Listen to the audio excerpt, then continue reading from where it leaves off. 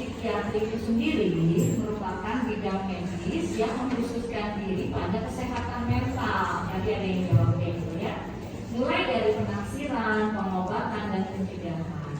Nah, ini kalau psikiater itu adalah dokter yang sudah memang menjalani pendidikan spesialisasi di bidang psikiatri, itu namanya psikiater atau dokter spesialis psikiatri, dokter spesialis kedokteran jiwa dan kesehatan. Nah, tugasnya apa? Dia tugasnya psikiater adalah mendiagnosis dan mengobati pasien yang mengalami gangguan mental, lalu melakukan pencegahan terhadap gangguan tersebut. Jadi dia memang psikiater boleh mengobati, memberikan obat kepada penderita gangguan mental. Lalu bedanya dengan psikolog, jadi untuk psikiater karena basicnya dokter, jadi kan dokter umum dulu, lalu nanti sekolah lagi menjadi spesialis kedokteran jiwa, itu nanti akan disebut psikiater. Sedangkan psikolog memang basicnya adalah bukan dokter sehingga tidak bisa memberikan obat ya. Itu bedanya. Karena memang kami akan menanyakan bedanya psikiater dengan psikolog apa ya. Nah, ini nanti ada, kita kan membahas tadi tentang seksologi gitu ya. Ini kita membahas tentang gangguan psikoseksual. Apa sih gangguan psikoseksual? Gangguan seksual terjadi apabila seseorang ini merasa nyaman secara fisik ketika berhubungan seks, namun merasa terganggu secara emosional. Jadi pada dasarnya masalah utama gangguan psikoseksual ini ada pada pikiran penderitanya, bukan pada fisiknya. Fisiknya kan normal ya, tapi dia ada masalah ya dengan pikirannya gitu. Nah, ini untuk etiologi dari penderita gangguan psikoseksual ada faktor biologis, itu kan karena penyakit yang menyertai ya. Ada aterosklerosis, diabetes gitu ya, pokoknya ada penyakit biologis yang menyertai. Lalu juga obat-obatan tertentu juga bisa mengganggu atau terjadinya gangguan psikoseksual. Obat-obatan apa aja seperti obat antihipertensi, lalu ada SSRI, obat antidepresan ya, dan obat-obat lainnya yang memang akhirnya itu menjadi gangguan psikoseksual. Lalu selain faktor biologis juga ada faktor psikososial, seperti ada riwayat dulu pemerkosaan, pelecehan seksual pada masa kanak-kanak, atau peristiwa merendahkan diri lainnya. Nah, bagi wanita adanya kekhawatiran tentang kasih sayang pasangan berkorelasi dengan kekuatan seksual. Jadi dia merasa nggak puas secara seksual karena memang khawatir tentang kasih sayang pasangannya. Bagi orang-orang yang cenderung cemas tentang hubungan mereka juga ya, ini faktor dari psikososial. Lalu ada riwayat depresi, ada riwayat kecemasan meningkatkan resiko disfungsi seksual sehingga terjadi gangguan psikoseksual. Nah, orang yang mengalami depresi ini memang dua kali lipat ya lebih kemungkinannya itu dibandingkan dengan orang yang tidak mengalami depresi untuk terjadinya disfungsi seksual. Lalu dengan orang dengan panic disorder itu mengganggu adanya timbulnya gangguan psikoseksual ini ya. Lalu juga ada kelelahan dan stres juga mengganggu ya terjadinya disfungsi seksual. Lalu kognisi yang negatif, lalu juga tentang adanya pandangan negatif tentang seksualitas itu sendiri sehingga terjadinya disfungsi seksual. Nah, ini gangguan preferensi seksual. Tadi kan kita ada apa aja di gangguan preferensi seksual? Ini ada parafilia. Parafilia itu apa? Yaitu dorongan, fantasi itu kayak pikiran-pikiran gitu ya, atau perilaku seksual yang berulang dan intens yang melibatkan objek, aktivitas atau situasi yang tidak biasa dan menyebabkan tekanan atau gangguan secara klinis dalam bidang sosial.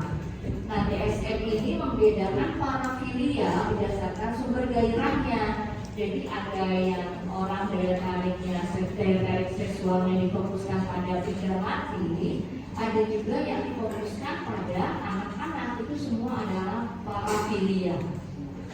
Nah, kalau dia itu difokuskan pada benda mati, apa namanya? Ini namanya adalah fetishistic disorder. Jadi ketergantungan pada benda mati atau bagian genital tubuh untuk mencapai gairah seksual. Jadi pada beberapa orang yang menderita fetishistic disorder, dia mendapatkan kepuasan seksual dengan tadi benda-benda mati itu atau bagian non genital apa aja, kayak pakaian ya, terutama pakaian dalam, terus juga kulit dan barang-barang yang berkaitan dengan kaki, stocking, sepatu wanita gitu ya. Nah itu dia nanti bisa mencapai gairah seksual. Caranya gimana menggunakan benda-benda tersebut ya? Bisa dengan menciumnya, menggigitnya, atau itu bisa. Kan aneh ya, kalau dengan benda mati nanti dia bisa mencapai kepuasan seksual. Itu namanya, penderitanya adalah fetishistic disorder. Jadi kalau dari kalian nih atau ada saudara atau ada tetangga atau apapun yang mendapat kepuasan seksualnya dari benda-benda mati, itu namanya adalah penderitanya adalah fetishistic disorder. Jadi memang itu harus ditangani ya. Nah, kasus fetish ini lebih banyak terjadi pada pria dibandingkan dengan wanita. Kenapa ya? Karena banyak hal ya, sehingga pria itu lebih banyak daripada wanita. Nanti ini bisa dibaca kriteria DSM ya. Lalu ada juga pedofil atau pedofil ya, pedohemophilic disorder. Kalau pada DSM 5 itu akan ditambahkan hebefil, jadi pedohemophilic ya. Padahal kita sering mendengarnya adalah pedofilia. Ya, ini mereka ini memang mendapatkan kepuasan seksual dari anak-anak atau misalkan pelaku bertas. Jadi mereka itu mendapatkan kepuasan itu dari itu semua, bukan dengan sesama umur atau lebih tua enggak, tapi dia mengincarnya pada anak-anak gitu. Jadi kemudian seksual pada anak besar sekali ya pada kaum pedofilik disorder. Hubungan seksual pedofil dengan anak-anak sering melibatkan kontak manual atau oral dengan alat kelamin anak. Lalu kadang-kadang seorang pria dengan gangguan pedofil itu langsung untuk memulai rambut anak, tidak jarang mencoba melakukan penis anak. Jadi dia itu nggak harus dia memang memasukkan penisnya ke kemaluan anak tersebut, tapi misalkan dengan menciumnya atau membelainya, lalu dia menimbulkan suatu gairah seksual, itu bisa disebut adalah tadi yang tadi kita lihat ini pedohemophilic disorder. Karena biasanya kita pada anak kecil nggak ada yang keinginan untuk melakukan hal tersebut normalnya, ya nggak ada. Tapi pada kaum pedofil dia tuh punya anak kecil langsung merangsang gitu, sehingga bisa mencapai kepuasan seksual dari anak-anak atau anak-anak masa remaja yang tanpa bertas ini. Tidak harus dengan hubungan seksual, tidak. Misalkan dengan membelainya, menciumnya, gitu, atau memeluk, terus dia timbul suatu kepuasan seksual, itu bisa disebut sebagai pedohemophilic. Jadi tidak harus dia melakukan hubungan seksual, gitu kan? Kan namanya anak-anak kan memang kemaluannya kan masih kecil ya, jadi nggak harus mereka tuh melakukan hubungan seksual, itu nggak harus. Tapi dengan dia tadi menciumnya atau membelainya, gitu ya, memeluk, itu udah langsung terangsang ya, timbul gairah seksual pada penderitanya. Aneh memang ya. Lalu incest, apa itu ada incest lagi ya? Pada incest ini adanya hubungan sedarah gitu ya.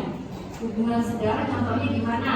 Antara ibu dengan anak kandungnya, atau ayah dengan anak kandungnya, atau antara saudara kandung gitu ya. Nah itu kan aneh gitu ya, itu kan karena kerabatannya sangat dekat sekali. Nah incest ini kan memang kalau dalam agama itu kan dilarang ya. Karena apa? Karena memang banyak negatifnya daripada positifnya. Salah satunya adalah melahirkan anak dengan permasalahan mental yang banyak gitu ya. Karena memang kan kerabat genetiknya lebih dekat, sehingga terjadinya permasalahan mental pada anak yang dilahirkan dari incest itu sendiri jadi tidak banyak, karena memang kan gennya terlalu dekat gitu ya. Jadi memang agama sudah melarang itu sudah bagus sekali sebenarnya ya. Jadi kita tidak perlu mencoba-coba karena memang nanti efek sampingnya di depan itu akan jauh lebih besar ketika melahirkan anak itu, kasihan nantinya ya. Nah ini dia voyeuristic disorder tadi ya. Tadi yang jawab siapa? Oh ini. Apa itu voyeuristic disorder? Dorongan, khayalan atau perilaku berulang dengan mengintip, benar ya? Mengintip orang lain yang telanjang atau berhubungan seksual gitu ya. Jadi dia itu tanpa harus melakukan hubungan seksual dengan orang yang diintip itu nggak harus. Jadi dia itu hanya dengan mengintip orang yang lagi mandi misalkan gitu ya, atau lagi tidak memakai baju atau sedang berhubungan seksual, itu bisa mencapai gairah seksual, mencapai kepuasan seksual tanpa harus kontak, tanpa harus melakukan juga hubungan seksual dengan orang tersebut gitu. Kalau orang sedang berhubungan seksual terus dia ikutan gitu kan, enggak harus kayak gitu ya. Itu tuh lihat aja terus dia puas gitu. Untuk melihat aja udah titip, udah puas gitu. Aneh kan ya. Ya, jadi banyak nih film porno, video gitu ya, ada kalau ya, hati-hati ya nanti jadi voyeuristik ya. Lalu ada juga exhibitionistic disorder, apalagi nih exhibition ya, keinginan kuat untuk mendapatkan kepuasan seksual dengan memanfaatkan alat kelamin kepada orang lain gitu ya. Dia dengan memanfaatkan aja udah mencapai kepuasan seksual tuh gitu ya. Makanya hati-hati ya. Ini biasanya itu kayak di tempat-tempat kecil gitu, dia suka memanfaatkan alat kelaminnya gitu. Nah eksibisi ini biasanya dimulai pada masa remaja atau dewasa awal. Nah memang kaum eksibisionisme itu dikaitkan dengan adanya masalah psikologis, lalu rendahnya kepuasan hidup, banyak menonton pornografi nih salah satunya ya, dan memang masturbasi yang terlalu sering ya, sehingga mereka menjadi kaum eksibisionisme. Nah setelah mengekspos diri gitu ya, mereka mengekspos diri, memamerkan alat kelaminnya, terus dia sebelum melarikan diri tuh dia merasa menyesal, padahal sih dia merasa menyesal gitu ya, tapi nggak bikin dia nggak melakukan hal tersebut lagi, jadi hanya menyesal sementara, terus nanti ketika dia ingin mendapatkan kepuasan seksual dia melakukannya lagi, kasihan makanya. Lalu ada juga frontoristic disorder, apalagi nih ya. Jadi memang kalau frontoristic disorder dia itu menggosokkan alat kelaminnya itu ke orang secara tidak sadar. Jadi bisa menggosokkan penisnya itu ke paha atau ke bokong gitu ya. Kalau di kereta-kereta yang padat gitu kan, di bis-bis gitu ya. Itu hati-hati pada wanita ya. Jadi nanti ada kalau frontoristic disorder ya, tanpa sadar dia menggosokkan alat kelaminnya itu ke tubuh wanita untuk mendapatkan kepuasan seksual. Nah serangannya ini bisa di kereta-kereta yang penuh, bus-bus yang ramai gitu ya. Itu hati-hati pada wanita ketika ada tempat yang ramai, tempat kendaraan yang ramai, berhati-hati. Lalu ada juga seksual sadism. Lalu nanti ada masochism. Bedanya apa? Sadism sama masochism apa bedanya? Sadism yang melakukan, masochism yang menerima. Untuk mendapatkan, iya, untuk mendapatkan kepuasan seksual. Jadi untuk sadism itu dia untuk mendapatkan kepuasan seksual dengan menunjukkan rasa sakit pada pasangannya. Kan aneh ya, dia merasa kepuasan nih seksualnya itu, enak gitu ya. Itu dengan menimbulkan rasa sakit gitu pada pasien pada pasangannya. Sedangkan kalau masochism itu adalah yang menerimanya itu mendapatkan kepuasan seksual. Itu bedanya sadism dan masochism ya. Etiologinya banyak ya, ada faktor tadi biologis, faktor psikologis ya. Nah, untuk treatmentnya memang sebagian besar kasus kelainan seksual atau parafilia belum bisa disembuhkan secara total. Tapi memang tujuan utama penanganan pasien parafilia adalah untuk membatasi dan mencegah perilaku seksual pasien agar tidak membahayakan dirinya dan orang lain, terutama pasangan seksualnya. Jadi memang kalau disembuhkan secara total itu belum bisa, tapi kita bisa mencegahnya supaya dia itu tidak mengulanginya lagi, tidak membahayakan orang sekitar, membahayakan pasangannya. Kan kasihan ya, kayak misalkan sadism. Dan kalau pasangannya bukan masokis itu kasihan, masa dia harus menyakiti dulu pasangannya, itu kan kasihan ya. Jadi untuk melindungi pasangannya juga, lalu juga melindungi orang lain, misalkan kayak tadi tuh mengintip, atau misalkan tadi yang biasanya alat kelaminnya gitu kan, ke tubuh seseorang itu merugikan orang lain. Nah itu memang bisa kita batasi dan kita cegah untuk hal tersebut. Tapi menyembuhkan secara total memang tidak bisa, tapi kita bisa mencegah dan membatasinya supaya mereka itu tidak melakukannya terus-menerus gitu, atau frekuensinya sering sekali ya, itu bisa kita cegah ya. Nah salah satunya kita bisa memberikan psikoterapi, salah satunya ya. Tapi memang kalau sudah ada gangguan psikologis yang bermakna, kita bisa memberikan obat-obatan farmakoterapi selain diberikan psikoterapi. Tapi biasanya kita lakukan psikoterapi dulu. Salah satunya adalah CBT, Cognitive Behavioral Treatment ini. Jadi CBT ini kita mengubah aspek seksual individu, lalu mengkontrol kesalahan berpikir dan mengajarkan empati terhadap orang lain. Itu salah satunya. Selain ada psikoterapi yang lain, ini hanya salah satunya aja. Nanti kalau memang ada gangguan psikologis yang bermakna lainnya yang memang harus diberikan terapi farmakologi, biasanya kita untuk memberikan terapi farmakologi berupa obat-obatan gitu ya. Itu terapi yang tadi itu yang banyak tadi. Lalu ini gangguan identitas jenis kelamin, transseksualisme. Nah, untuk menegakkan diagnosis identitas transseksual harus sudah menetap selama minimal 2 tahun. Gambarannya adanya hasrat untuk hidup dan diterima sebagai anggota dari lawan jenisnya gitu.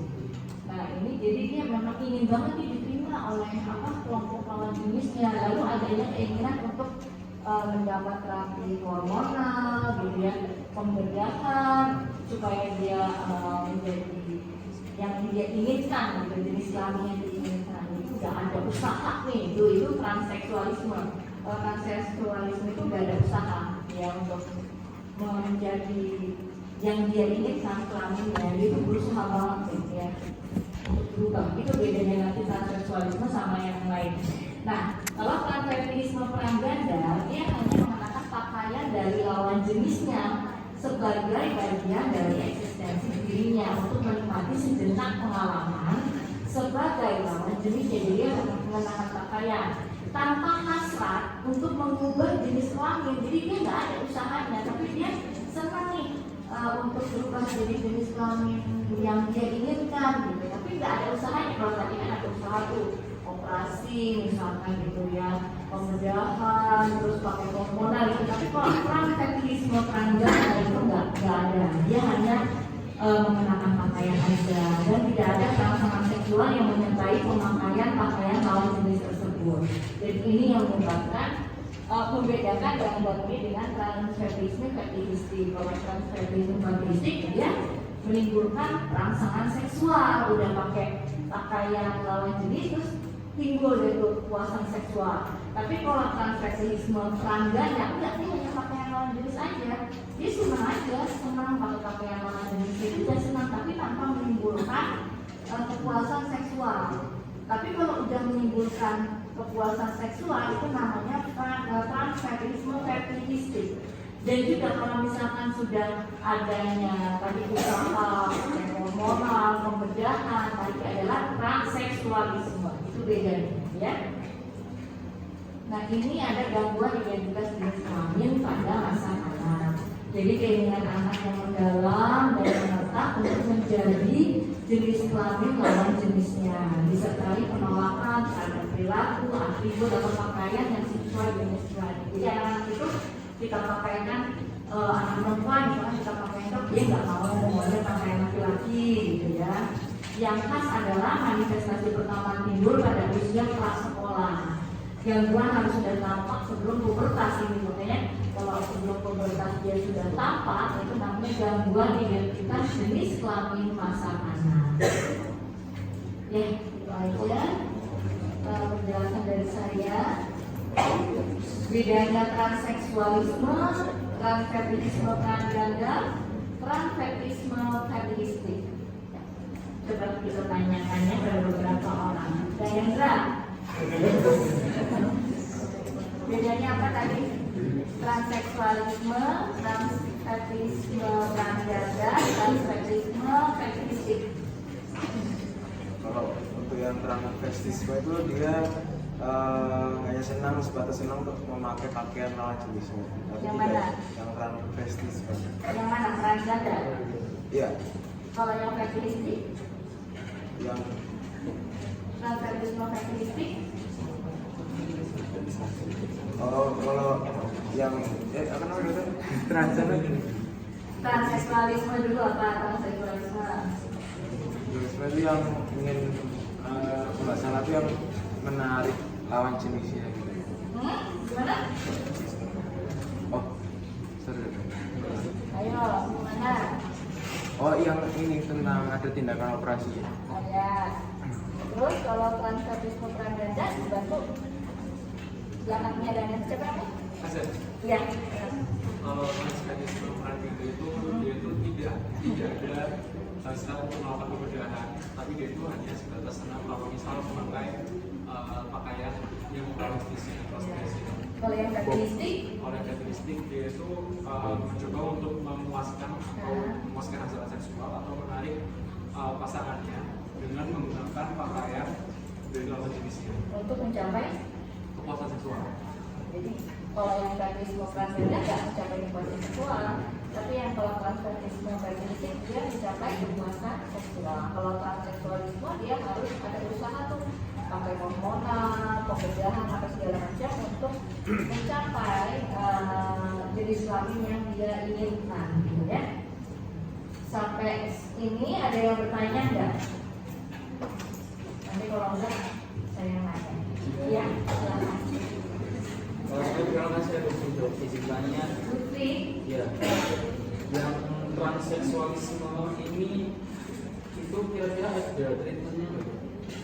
ya untuk treatmentnya yang mana transseksualisme? Jadi dia itu kan pengen banget tuh diterima gitu ya, pengen jadi lawan jenisnya. Terus ada keinginan untuk tadi terapi hormonal gitu ya. Terus juga pembedahan. Biasanya terapi ini adalah kita tadi sama kita menggunakan terapi dengan psikoterapi dulu. Kan psikoterapi banyak dua pilihannya, gitu ya. Nanti dia bisa datang ke psikiater gitu ya. Nanti yang kita lakukan adalah pertama itu melakukan psikoterapi dulu. Tapi kalau misalkan dia ada gangguan psikologis yang bermakna, misalkan dia dengan adanya seperti ini, itu sebenarnya nggak suka gitu loh.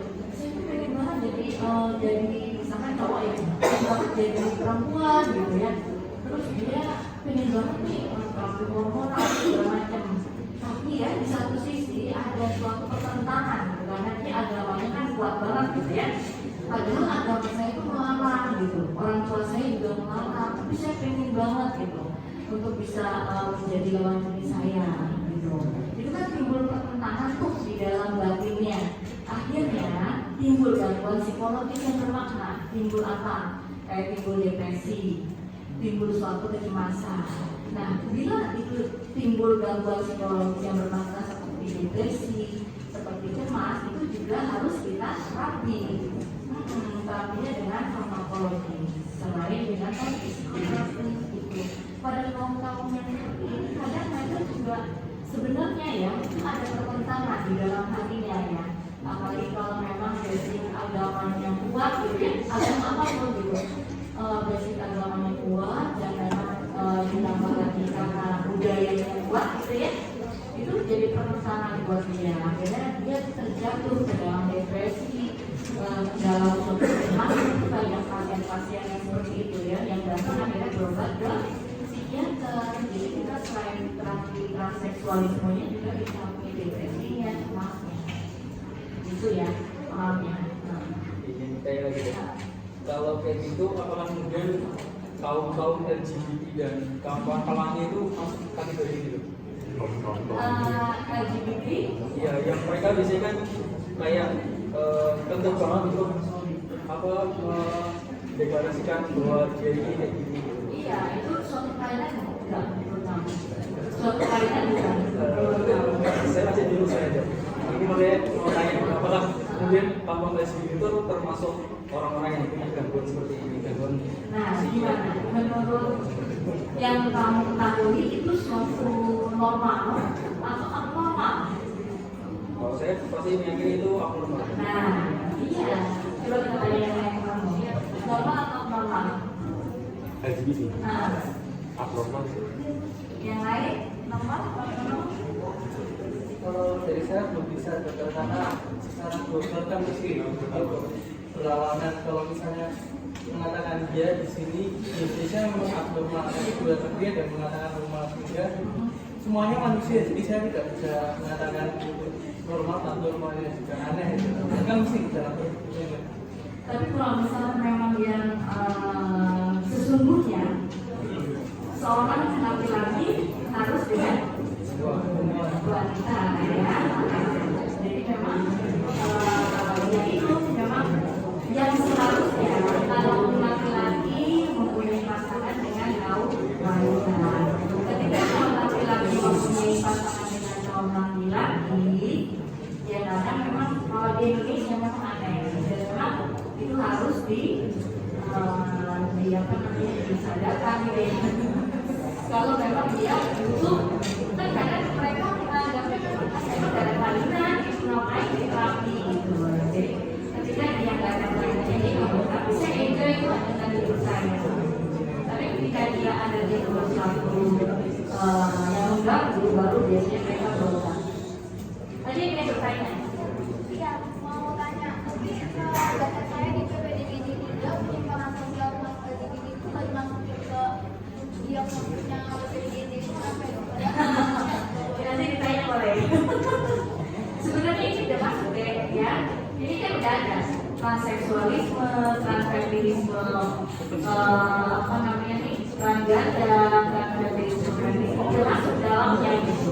Ya, tapi memang untuk secara gamblang gitu ya, untuk LGBT-nya memang belum dimasukkan. Tapi memang untuk ini ya, secara tidak langsung dia sudah masuk, ya kan?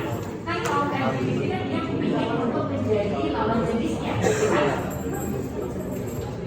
Kalau LGBT itu ya kan dia ingin untuk menjadi lawan jenisnya. Misalnya apa? Perempuan sama perempuan gitu kan? Ya, tapi salah satunya itu memang dia ingin menjadi lawan jenisnya. Jadi misalkan laki-lakinya, gitu ya, nggak juga sih. Tapi memang ini udah masuk ke dalam transseksualisme, transfeminisme yang tadi dan transgender. Memang kita tidak memasukkan ya karena memang di dalam beberapa negara kan beda-beda ya. Tapi memang kalau di Indonesia memang itu kan suatu keanehan.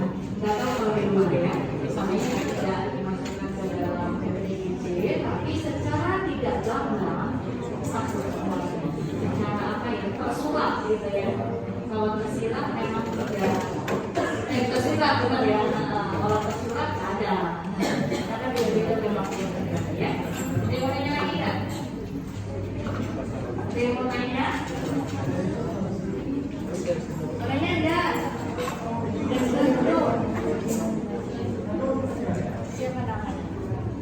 Kamu yang mau nanya? Hah? Jawaban udah capek.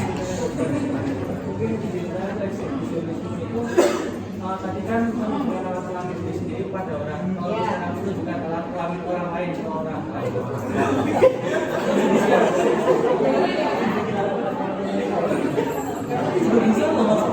Ya gimana ya? Awalnya mendapatkan mereka nikah harus apabila menunjukkan alat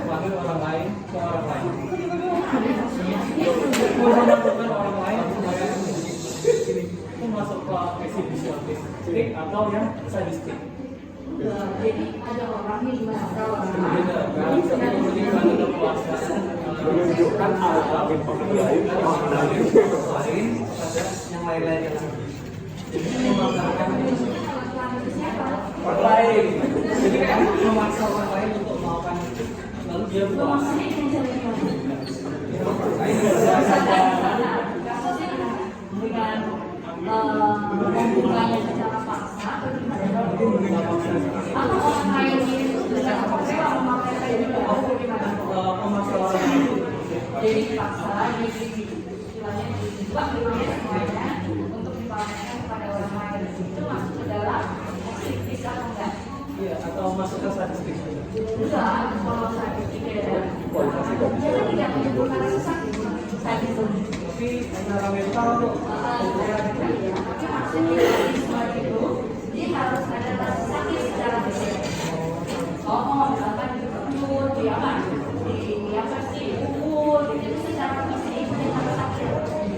Jadi nggak cuma mental yang kena, tapi fisiknya juga kena. Itu sadisme. Tapi ini maksudnya itu adalah kalau eksibisi itu memang menggunakan apa kelaminnya dia, tapi dia memaksa orang lain. Dan dia sendiri gimana dapat kekerasan seksual dengan pemameran itu? misalnya orang yang mendapatkan kita Itu namanya adalah mengintip, realistik, artinya dengan tadi belanja,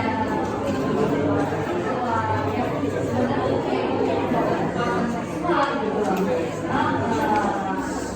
Ya kan tadi ya yang ngomong tadi, tapi dia memaksa orang lain supaya dia mendapat kekerasan seksual. Ada yang mau nanya? tim.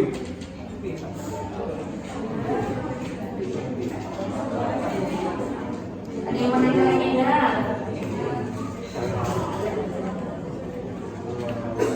Udah jelasin dulu tadi karakteristik apa? Karakteristik apa? Apa coba? Ini mana yang baru ya?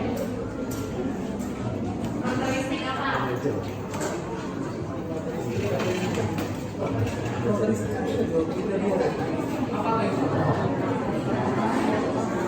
itu yang biasanya kalau mengambil orang lain atau menyentuh orang lain yang suka kita sadari. Buat kita yang lain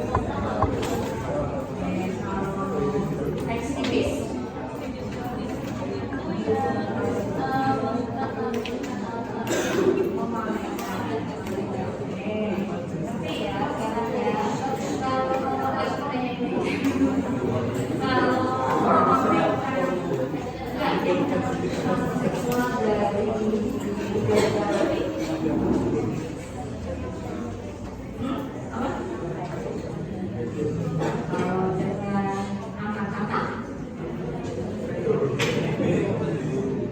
Bisa semuanya.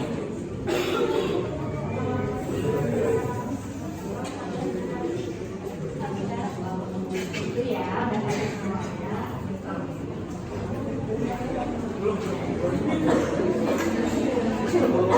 Jadi ini sedikit banyak sudah dirangkum dari DGJ ya. Nanti bisa dibaca lagi dari DGJ boleh. Atau dibaca form yang ini juga boleh. Ya, ini sudah saya rangkum semuanya gitu ya. Ada yang bertanya lagi nggak sebelum kita tutup kuliah sore ini karena udah capek juga ya, karena ada dari pagi ya.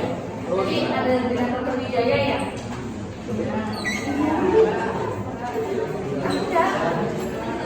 Dulu jadi kan selarang. Enggak yang paginya. Oh yang kelas B ya. Ya udah ada yang bertanya lagi ya, udah jelas semua ya. Ya kalau sudah jelas semua, mungkin kita akhiri dengan bacaan doa. Ruang kelas mana? Ruang kelas. Ininya mana? Kertasnya.